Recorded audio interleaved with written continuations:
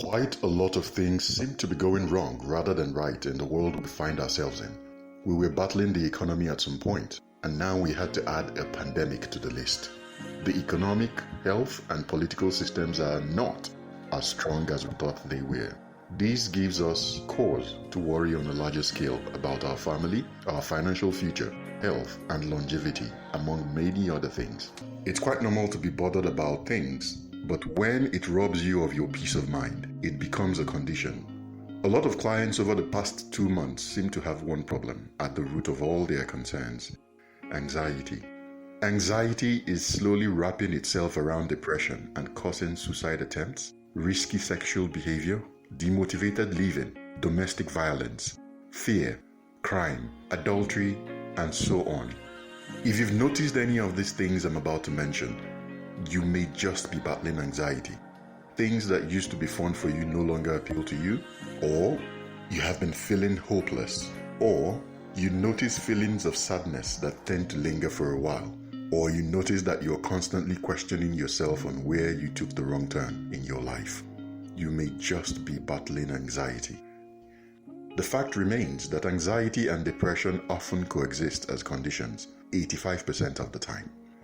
If you must win against anxiety and depression, here are a couple of things I've found out that always help. But before I go into these things, I'd like to give a word of advice here. Do not make a permanent decision based on the temporary situation you are going through.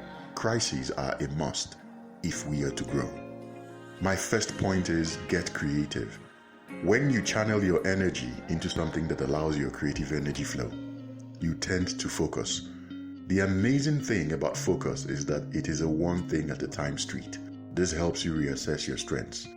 It shows you that this creative energy can be applied to any other aspect, even the current aspects of your life. The next point is begin exercising. Part of the reason you get anxious is because you feel things are getting out of your control. Exercise is one activity that shows you how in control of yourself you really are. This helps boost your self-confidence. Nothing kicks depression in the gut like a good exercise routine. Frequently exercising can release large doses of endorphins. Endorphins are feel-good chemicals in our brain. My suggestion is that you start out with a routine you can easily achieve, like 2 days a week, then build up to a 5-day-a-week routine. The more you achieve your exercising goals, the less time you have to wallow in anxiety or depression. The next point is programmed concentration. Many people opt for yoga as an option, which is also good. But for clients in my psychotherapy classes, I always opt for what I call programmed focus. Choose a time of day with little or no interference from people. I like 4:50 a.m. Think of what success means to you and hold that image in your mind. Then slowly start focusing on yourself working towards becoming that image. Say these words to yourself, adding your name to the phrase. I, Temple Obike, am becoming better, and I refuse to let daily issues lie to me about my journey to fulfillment. My next point is your eating matters. Anxiety intertwined with depression will force you to start eating lazy. Comfort foods start looking like better alternatives. Research has shown that anxiety and depression can trigger incessant cravings for carbohydrates. So, what's your diet? Let your diet contain lots of lean protein. White fish, plain Greek yogurt, beans, groundnut powder, low-fat milk, chicken. And your diet should also contain good fats, such as avocado, nuts, fatty fish, dark chocolate, and whole cheese. Depending on the part of the world where you find yourself, there are also local options available to give you an enriched diet. Don't forget to include lots of fruits to your diet and try to reduce your intake of caffeine, alcohol, and sugar. These do not help. My next point is seek out support. This is not the time for you to be alone. Sometimes I notice that clients battling with anxiety tend to overestimate their own strengths. There is no shame in reaching out to someone you trust to support you through this period. Another great way to solve this is to look for people battling the same issue and join this support group. If you have none, you can reach us to help include you in any of our groups. My next point is challenge and motivate yourself. You never know how strong you are until the only option you have is to be strong.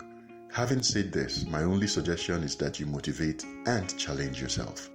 Do something creative. Start something you have always wanted to do but keep procrastinating. Write down new goals for yourself to stick to. These are all targeted towards making you understand how much in control you are. My next point is talk therapy or counseling.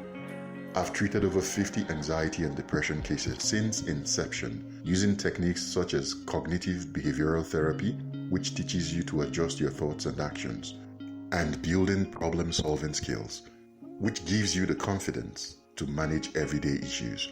Results are usually achieved within 2 to 6 months of dedicated therapy. You can speak to any counseling professional around you to help you with this. My next point is get medication. There's absolutely nothing wrong with taking medication as treatment for anxiety and depression, but this is what I would consider a last resort.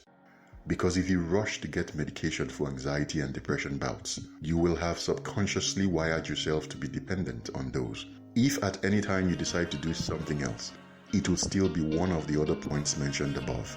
So I always try to advise clients to attempt doing something that builds their confidence towards fighting anxiety and depression and resort to medication if all fails, which it rarely does. I advise you contact your medical doctor for the best prescription for you, or contact us for options on the best specialists to visit for this.